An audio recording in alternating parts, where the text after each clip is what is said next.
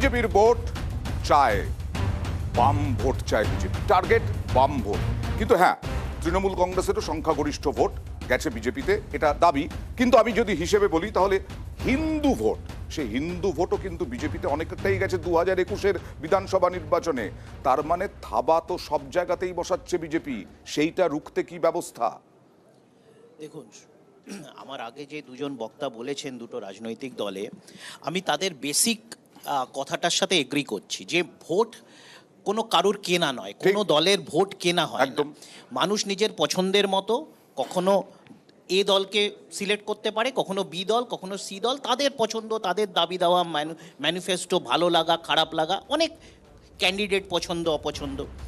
কিন্তু এখানে রাজর্ষির কথাগুলো আন্তরিক মনে হতো যদি রাজর্ষির দলের নেতারা একই কথা বলতো। প্রবলেমটা হচ্ছে যে রাজর্ষির দলের নেতারা তো রাজর্ষির কথাটা বলছে না।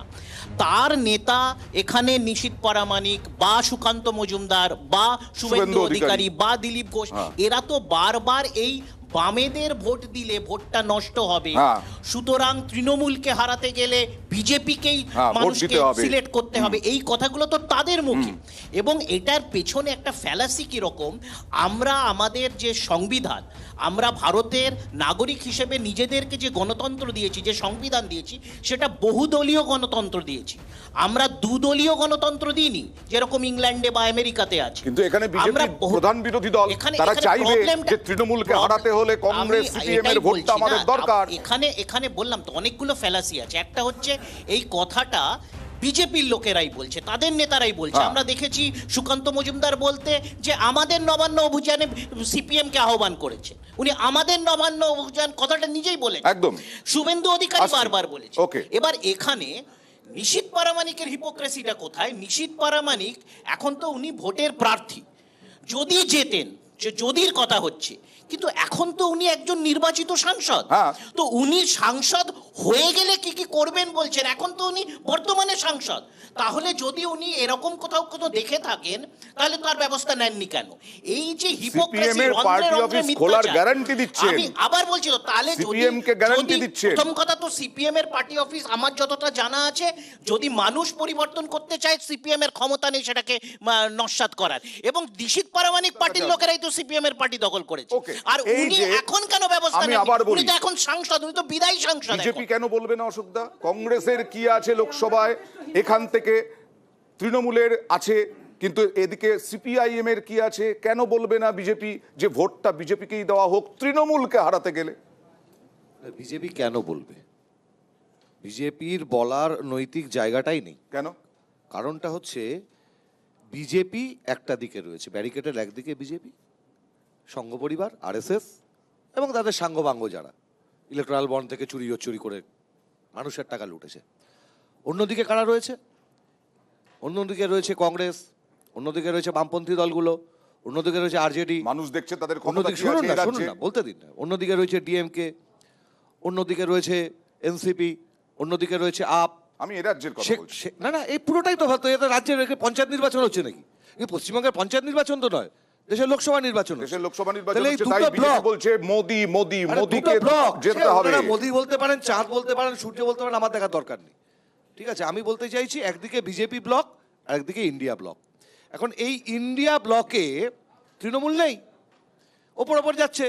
দিল্লিগামী ট্রেনে অনেকে ওঠে, মাঝপথে নেমে যায়। আমরা আগেও বলেছিলাম সিট শেয়ারিং হচ্ছে না, বলছি ইন্ডিয়া জোটে। সুতরাং তৃণমূলের ইন্ডিয়া জোটে থাকাটা অনেকটা হচ্ছে আপনার ওই কাঁঠালের আমসত্ত্বের মতন। সুতরাং বিজেপি এবং তৃণমূল এই দুজন যে পরস্পরের পলিটিক্যাল মানে সুবিধা করে দেওয়ার জন্য রয়েছে, আচ্ছা, এর বাইরে কিচ্ছু না। আমি একটা কথা বলবো, একটা কথা। রাজনৈতিক চরিতার্থ দুজনের কাছে আছে। রাজনৈতিক চরিতার্থ, রাজনৈতিক স্বার্থ চরিতার্থ করার জন্য বলো 20 সেকেন্ড। বাংলা কংগ্রেসের প্রবলেম এটাই, সারাক্ষণ বিজেপিকে আক্রমণ করছে, তারপরে বলছে নিশীথ প্রামাণিকের বিরুদ্ধে একটা কথা বলবো। এটাই তো আমরা রাজ্যে দেখছি। আর আমরা যদি ইন্ডিয়াতে না থাকি, 20 সেকেন্ড সময় দিই। 2011 সালে তৃণমূল ক্ষমতায় আসার পর থেকে কংগ্রেস এবং বামপন্থীদের পার্টি অফিস দখল হয়েছে, সারা রাজ্যে দখল হয়েছে।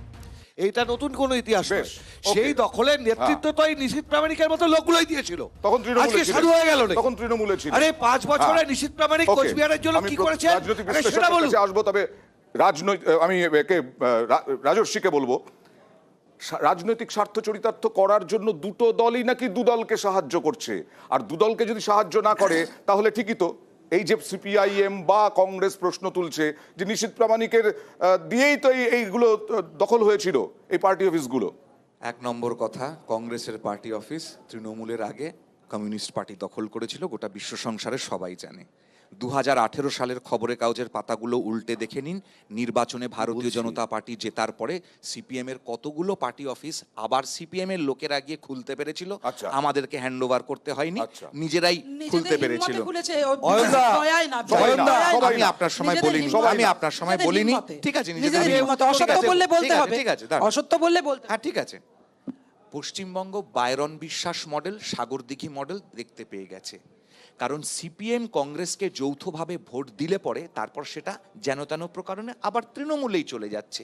তাই জন্য পরিষ্কার কথা, আমরা তো আমাদের নেতাদের পরিষ্কার এই কথা না যে না, BJP কে আমাদের ভোট দিতে নেতাদের হবে এই কথাটা তৃণমূলকে আপনারা হারাতে কেউ গেলে। বলছে না। পরিষ্কার কথা। অধিকারী কোথাকার এই লোক হিসেবটাই ছিল? বলে দিচ্ছে প্রদীপ প্রদীপ চট্টোপাধ্যায়। শুভবুদ্ধি সম্পন্ন মানুষকে বলছি, কোথাকার লোক ছিল? তৃণমূলের শুভবুদ্ধি সম্পন্ন মানুষদেরকে বলছি যে আপনারা যারা এই চোর জোচ্চরদের হাত থেকে পশ্চিমবঙ্গকে বাঁচাতে চাইলে ভারতীয় জনতাকে ভোট আচ্ছা, দিন, ঠিক আছে। এটাও আমাদের কিন্তু নেতারা আবার বলেছে। ওয়াশিং মেশিনও বলা হয়, এই কথাটা একে কেউ অপরের বলছে না। অন্যদের আমি যাদের আজকে যাদের দলে বিজেপির যাচ্ছে। কথা, কে Please, উনি আসছি। বড় নেতা প্রদীপ না- চট্টোপাধ্যায়। না, না, আসছি, আসছি, আমি please। স্পেসিফিক বলবো, একটা না, না, স্পেসিফিক উনি বলতে যখন হবে। আজকে ইন্ডিভিজুয়াল কথা 2018 বলছেন। সালে 2018 সালে বিজেপি ব্যারাকপুর লোকসভা কেন্দ্রে জয়ী হওয়ার পর, আমি কোট অ্যান্ড কোট বলছি দাদা, দায়িত্ব নিয়ে, বিজেপির অর্জুন সিং জয়ী হওয়ার পরে 2018 সালে শ্যামনগর ঘোষপাড়া রোডের ওপরে শ্যামনগর আতপুর শহর কংগ্রেসের অফিস বিজেপি দখল করেছিল।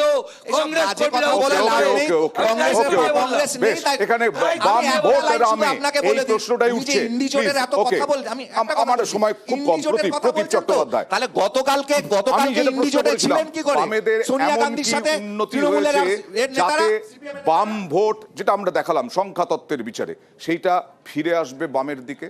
দেখুন নিশীথ প্রামাণিকের কথা শুনবেন না বাম কর্মীরা? না, সার্বিকভাবেই হচ্ছে অসুবিধাটা এখানে যে বিজেপির আজকে এখানে লোকসভা ভোটের আগে প্রচারে বলা উচিত যে 2019 থেকে 2024 নরেন্দ্র মোদী পশ্চিমবঙ্গের বা সার্বিক ভারতবর্ষের জন্য কি কি করেছিলেন, প্রতিশ্রুতি দিয়েছেন, আর পারফরমেন্সটা কি, সেটা না বলে বামফ্রন্টের পার্টি অফিস খুলে দেবো কি তৃণমূলের কাছ থেকে যারা আপনারা টাকা পাননি সেই টাকা দিয়ে দেবো, এইটা নির্বাচনী বক্তব্য হতে পারে না। বামপন্থীরা কি করেছে সেটা হচ্ছে যে বামপন্থীরা অন্তত এইটা দেখাচ্ছে যে বিজেপি আর তৃণমূলের মধ্যে যে অবিরাম যাতায়াত, এই যাতায়াতটা বামপন্থীদের মধ্যে দেখা যাচ্ছে না। তো ফলে এইখানে আপনি আজকে একটু আগে রাজস্বী বলছিলেন যে বিজেপি বাম কংগ্রেসকে ভোট দিলে তৃণমূলে চলে যাচ্ছে, সেটা যেমন একটা মডেল, আবার আরেকটাও মডেল যে বাম কংগ্রেসকে ভোট না দিলে মানুষ এটা জানবে না যে তৃণমূল আর বিজেপি কে কোথায় দাঁড়িয়ে থাকবে, Okay. দুটো বোধহয় একদিকেই চলে যাচ্ছে। ওকে, বিজেপি